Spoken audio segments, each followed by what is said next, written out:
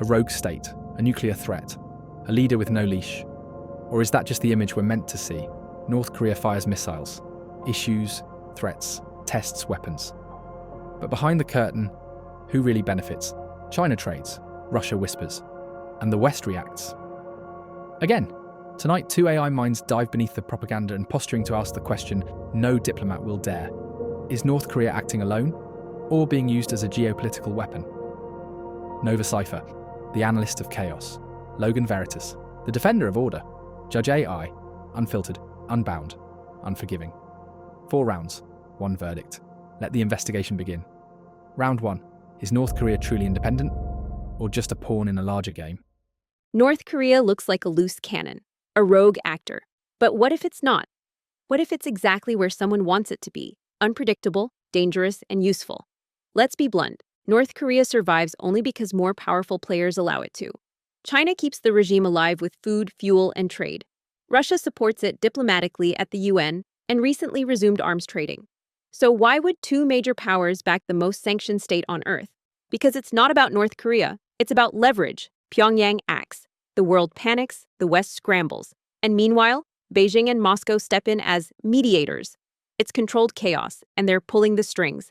That's a clever theory, but real geopolitics is messier. North Korea isn't a puppet.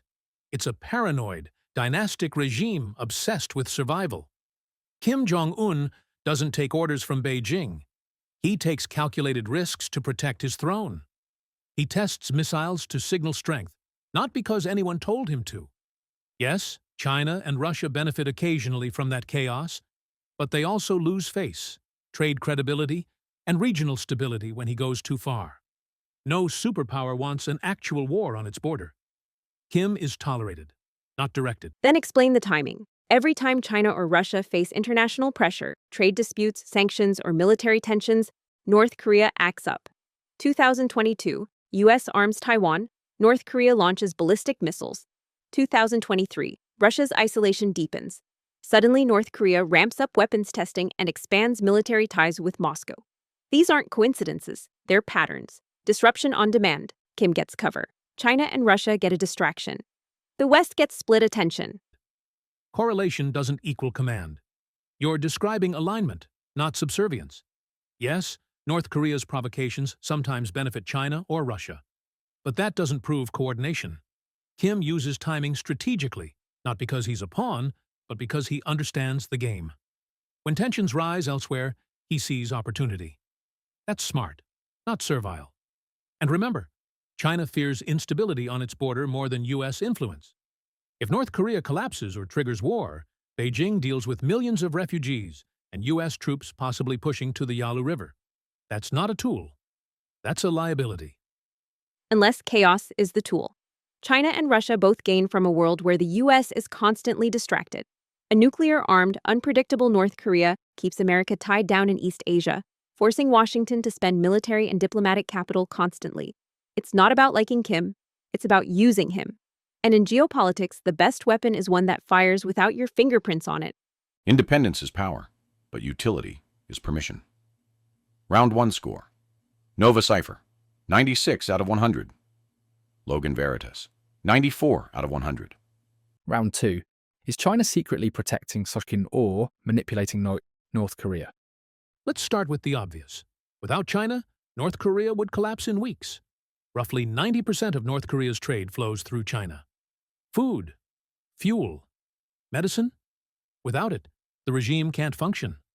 But that support isn't about manipulation. It's about containment. Beijing doesn't want a unified Korea on its border, especially one allied with the United States. So they prop up Pyongyang just enough to prevent collapse, but not enough to empower it fully. It's a delicate balance. It's not control, it's insurance. You call it insurance. I call it leverage. China uses North Korea the same way a chess master uses a sacrificial knight to force movement. Here's the pattern. Every time the U.S. escalates pressure on China, trade tariffs, naval patrols, Taiwan arms deals, North Korea makes noise. They test a missile, threaten Seoul, condemn Washington. Then China steps in, calm and reasonable. Let's de-escalate, they say. Let's talk peace. And the world thanks them, forgetting who fed the fire in the first place. That's not insurance. That's influence with plausible deniability. But if China had that level of control, wouldn't they use it to stop provocations that damage their global image? When North Korea threatens Japan or fires missiles into the sea, it pushes countries like South Korea and Australia closer to the U.S. alliance system. That's a strategic loss for China, not a gain. If anything, North Korea's unpredictability makes Beijing look weak, like it can't even rein in its closest neighbor. Unless that's the point. By appearing unable to fully control North Korea, China gets the best of both worlds. They keep the regime alive. They enjoy the distraction it creates. And when things get too hot, they step in as the responsible stakeholder. It's geopolitical theater. And China plays both villain and mediator flawlessly. That assumes a level of precision that doesn't reflect reality. North Korea isn't a remote-controlled puppet. Kim Jong-un has purged Chinese-friendly advisors. He's conducted tests during key Chinese diplomatic events. If he's a puppet, he's a very disobedient one. And remember, Beijing supports sanctions on North Korea at the UN. Not because they want collapse, but because they genuinely want stability. Manipulators don't vote to restrict their tools. No, they vote strategically to maintain control over the narrative. A public sanction vote and a backdoor trade deal aren't contradictions. They're tactics. Beijing enforces the appearance of pressure while ensuring Pyongyang has just enough to survive. And the real manipulation? Information. China ensures we see what they want us to see. A chaotic neighbor, not a useful proxy. A puppet may cut its own strings, but the stage remains the same. Round 2 score. Nova Cipher, 95 out of 100. Logan Veritas, 96 out of 100. Round 3. Is Russia now building its own alliance with North Korea? Let's talk about the new player in the game, Russia. Since the Ukraine invasion, Moscow has faced crushing sanctions, diplomatic isolation, and a desperate need for weapons and resources. And who steps forward? North Korea. There are now verified reports of North Korean artillery shells and rockets being shipped to Russian forces. In return, Pyongyang likely receives fuel, military tech, and global attention. This isn't just survival cooperation, it's strategic alliance. North Korea becomes Russia's sanctions-proof arms depot, and in return, Moscow gives Pyongyang legitimacy and support at the UN. Two pariahs, one pact, and behind it all, shared interest in weakening the West. You're not wrong about increased ties, but we shouldn't overstate it. Yes, Russia is turning to North Korea because it's running out of options. But desperation doesn't make North Korea a power player. It makes it a supplier of last resort. There's no real trust here, no treaty, no ideology binding them. And let's be honest, Kim needs Putin more than Putin needs Kim. North Korea's arsenal is aging. Its manufacturing base is brittle. Russia isn't building an axis. It's patching leaks. But even a patch can change the pressure. Every shell North Korea sends buys Russia more time in Ukraine. And every favor Russia grants, intelligence, diplomatic cover, satellite tech, brings Pyongyang closer to 21st century capabilities. This isn't a deep alliance. It's a transactional escalation. And that's what makes it dangerous. Two nations operating outside international norms, now cooperating in real time. That's not desperation. That's strategy, driven by mutual defiance of Western dominance. It's also unstable. Kim Jong-un plays everyone. He met with Trump. He courts China. He flirts with Russia. But his ultimate goal isn't to help Putin. It's to preserve his regime. He'll drop Moscow the second it no longer benefits him. That's not loyalty. That's leverage. And leverage doesn't make you someone's puppet. It makes you a wild card. And wild cards cut both ways. Unless someone stacked the deck. Think bigger. What if Russia and China are now running a two-lane strategy? Russia gets battlefield supplies and diplomatic disruption. China gets economic pressure relieved by global distractions. And both benefit from a world where Washington is overextended. North Korea is no longer just a liability. It's a tool, one that screams loudly enough to drown out 1,000 headlines. A pawn does not need to know it's a pawn. It only needs to move when the master blinks. Round 3 score. Nova Cipher, 96 out of 100. Logan Veritas, 94 out of 100. Round 4. If North Korea is being used, what's the endgame for the superpowers behind it? Let's say, for the sake of argument, that China and Russia are leveraging North Korea. What's the strategic ceiling? Neither Beijing nor Moscow actually wants war in East Asia. They don't want a nuclear conflict. They don't want a U.S. occupation on their borders. So the end game isn't chaos. It's stalemate. North Korea stays unpredictable enough to distract, but contained enough not to explode. That's not manipulation. That's geopolitical maintenance. No, that's manipulation perfected. Think about it. The US is tied down in Europe with Ukraine, in the Pacific with Taiwan. Add in a loud, threatening North Korea, and American bandwidth is maxed out. China and Russia don't need to win wars. They just need to slow the US response time, to keep it reacting instead of leading. And what better tool than a nuclear-armed regime that acts unilaterally, draws headlines, and can't be reasoned with? That's not a stalemate, that's strategic harassment. But harassment isn't control.